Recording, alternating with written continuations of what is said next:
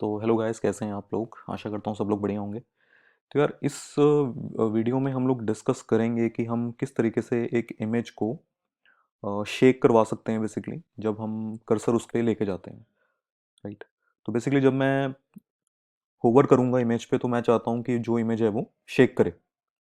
Right. तो कई बार ये यूज़ होती है एक्चुअली में, जैसे कॉल टू एक्शन हो गया। आपने यूज़र्स की, जब आपकी वेबसाइट में यूज़र्स आते हैं तो आपने उनकी अटेंशन एक पर्टिकुलर इमेज पे लेके जानी है, उस केस में आप इमेज को शेक ही कर सकते हो। ठीक है। तो डिजिटल मार्केटिंग में भी ये ट्रिक यूज़ हो सकती है, जिससे एंगेजमेंट वगैरह बढ़ जाती है। तो सिंपल CSS का कोड इसमें यूज़ होता है, कोई जावास्क्रिप्ट वगैरह इसमें यूज़ नहीं होती। तो चलिए अप्लाई करके देखते हैं इसको।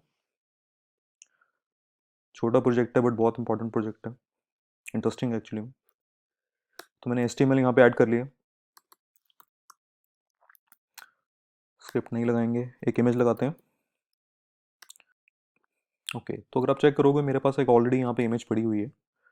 तो इस इमेज को मैं यहाँ पे स्पेसिफाई कर देता हूँ। राइट। तो फिलहाल अभी मैं ऑल्ट वगैरह यूज़ नहीं कर रहा हूँ, लेट इट बी सिंपल। एक विथ वगैरह दे देते हैं इसमें, कोई भी मे बी 300 पिक्सल्स की विथ लगा लेते हैं। CSS अप्लाई करते हैं। तो मैं चाहता हूँ इमेज की, थोड़ा सा इमेज में मुझे मार्जिन लगाना है स्पेसिंग के लिए। मैं चाहता हूँ थोड़ी स्पेसिंग आए बीच में इसके। राइट।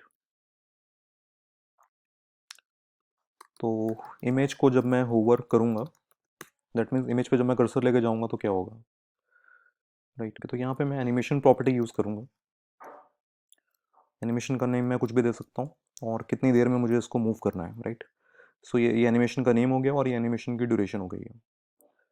तो इसी नाम की मैं @की फ्रेम्स यूज़ करके एक एनिमेशन क्रिएट करूँगा। यहाँ पे नाम आप कुछ भी दे सकते हो, मेक श्योर नाम सेम हो दोनों में। और अब यहाँ पे आपको डिफरेंट डिफरेंट की फ्रेम्स ऐड करने हैं। राइट। जैसे 0% पे एनिमेशन को क्या होगा, डिफरेंट डिफरेंट टाइम पे आप यहाँ पे लगाओगे इसको। राइट। तो ये सारी हम अप्लाई कर लेते हैं यहाँ पे। तो क्या मतलब है इस चीज़ का? तो मैं ये बोल रहा हूँ कि जब 0% एनिमेशन कंप्लीट होगी तो ये मूव करेगी 1 पिक्सल हॉरिजॉन्टली, 1 पिक्सल वर्टिकली, और रोटेट 0 डिग्रीज पे करेगी, यानी नहीं करेगी basically.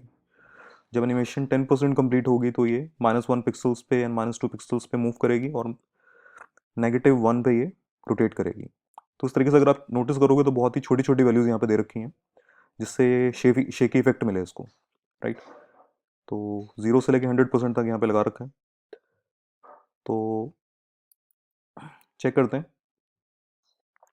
Open with the live server. तो जैसे मैं कर्सर यहाँ पे लेके जा रहा हूँ तो ये मूव कर रही है, बट ये एक बार लग चल के बंद हो जाती है। राइट। तो मैं क्या कर सकता हूँ, यहाँ पे मैंने यहाँ पे ऐड कर लिया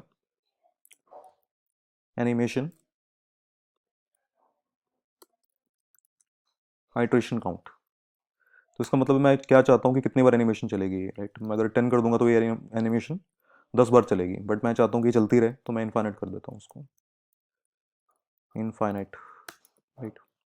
अभी जब चेक करेंगे तो जैसे मैं कर्सर लेके जाऊंगा तो ये बंद नहीं होगी अभी। ठीक है। तो ये सिंपल सा प्रोजेक्ट था यार, आई होप आपको अच्छा लगा होगा। अगर अच्छा लगा तो लाइक करो वीडियो को। ठीक है। और सब्सक्राइब करो चैनल को। मिलते हैं नेक्स्ट लेक्चर में। Thank you so much.